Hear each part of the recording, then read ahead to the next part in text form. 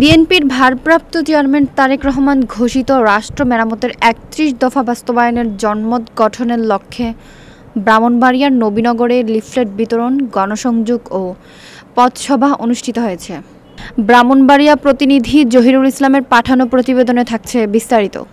বৃহস্পতিবার বিকেলে বড়িকান্দি ইউনিয়নের গণিশাহর মাজার মাঠ প্রাঙ্গণে এ কর্মসূচির আয়োজন করা হয়।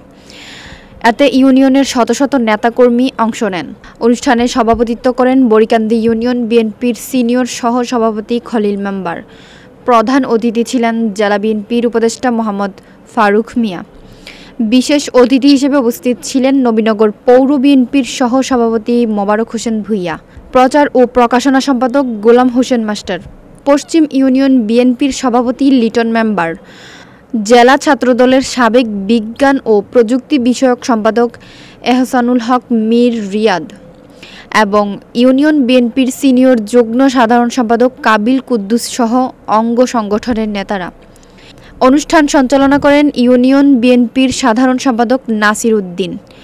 বক্তারা বলেন, দেশের অনিয়ম, দুর্নীতি, বৈষম্য ও অবিচার দূর করে শহীদ রাষ্ট্রপতি জিয়াউর রহমানের স্বপ্নের স্বনির্ভর বাংলাদেশ গড়ে তুলতে হবে। এজন্য ধানের শীষ প্রতীকে ভোট দিয়ে বিএনপিকে ক্ষমতায় এনে তারেক রহমান ঘোষিত ৩১ দফা বাস্তবায়ন জরুরি। তারা আরও জানান, দলের মনোনয়ন যিনি পাবেন, বৃহত্তর স্বার্থে সেই প্রার্থীর বিজয় নিশ্চিত করতে ঐক্যবদ্ধভাবে কাজ করবেন সবাই।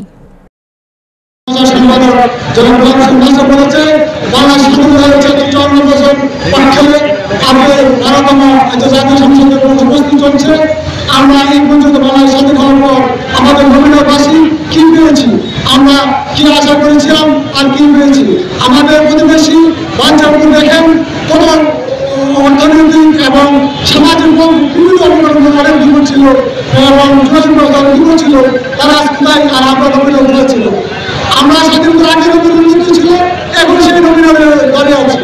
আমরা আপনাদের কাছে শুধু একটি বলবো, আমাদের নেতা, আমাদের মাননীয় নেতা তারেক সাহেব 3টি হিসেবে প্রার্থী নির্ধারণ করেছেন এবং নির্বাচন করবেন। সেই 3টির উপরে আমার বিশ্বাস আমাদের জনপ্রিয় নেতা জনাব সাইদুল্লাহ সাহেব ভাই প্রত্যেকটি উত্তর হবে ইনশাল্লাহ। আপনারা সবাই সাহেবের পক্ষে থাকতে পারেন, থাকবে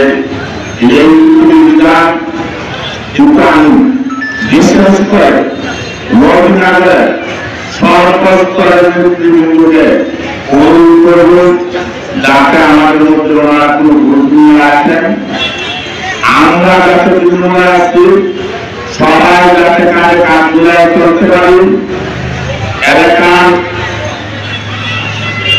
পরিবেশ সুস্থ সুন্দর সুশৃঙ্খলা রাখতে গিয়া আমাদের সিনিয়র নেতৃবৃন্দ যারা নবীনগরে আছেন তাদেরকে বিশেষভাবে অনুরোধ করব, আমরা তৃণমূল নেতৃবৃন্দকে আমরা একত্রিত থাকার সুযোগ দিলেন এবং একত্রিত থেকে তারেক রহমানের ৩১ দফা বাস্তবায়নের লক্ষ্যে আমরা মাঠে ঘাটে পথে হাটে বাজারে এখন থেকে নিয়ে শরীরের সর্বশক্তি দিয়া প্রচারণা করব। যে ৩১ দফা দাবিতে আমাদেরকে এবং বিএনপির সকলকে যে নির্দেশনা দিয়েছে, সেই ৩১ দফা আমাদের বাচ্চার অধিকার, ভোটের অধিকার, আমাদের সকল স্বাধীনতায় ৩১ দফার মধ্যে আছে।